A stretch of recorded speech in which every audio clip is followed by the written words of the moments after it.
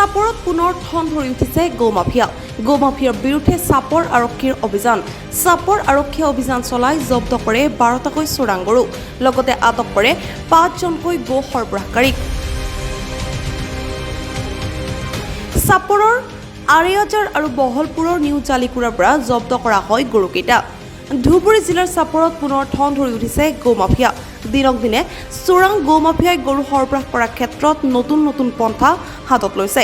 গৌমাফিয়াই একাংশ দুখীয়াৰ সুযোগ লৈ কেতিয়াবা পাহাৰৰ মাজেৰে, কেতিয়াবা নৈৰে আৰু কেতিয়াবা দুখন জিলাৰ সীমাৰে গো সৰবৰাহ কৰাত উঠি পৰি লাগিছে।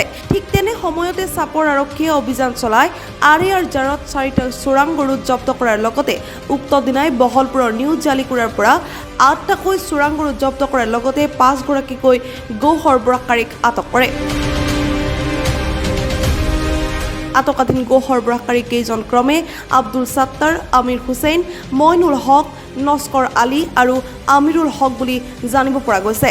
চাপৰ আৰক্ষীয়ে গোধনকেইটা জব্দ কৰাৰ লগতে গো সৰবৰাহকাৰীক আটক কৰিবলৈ সক্ষম হৈছে যদিও আজিলৈকে গৌমাফিয়াক আটক কৰিব নোৱাৰা ঘটনাই ৰহস্যৰ সৃষ্টি কৰিছে।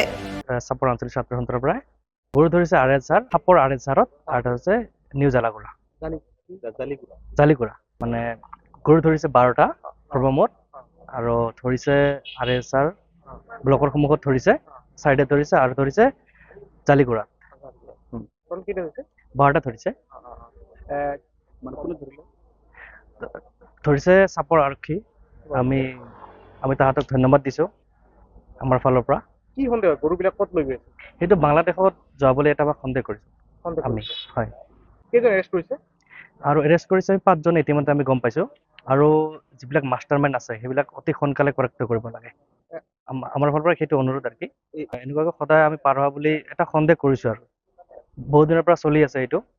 আমি সঁচাকৈ আজি আনন্দিত যে চাপৰ আৰক্ষী চকীয়ে মানে 12টাকৈ গৰু কৰেক্ট কৰিব পাৰিছে। সেইটো মানে জলভেদৰে মানে বেছি মানে সৰবৰাহ হয়। চাপৰৰ পৰা নুৰজামাল লেস্কাৰ ৰিপৰ্ট, খবৰ.com।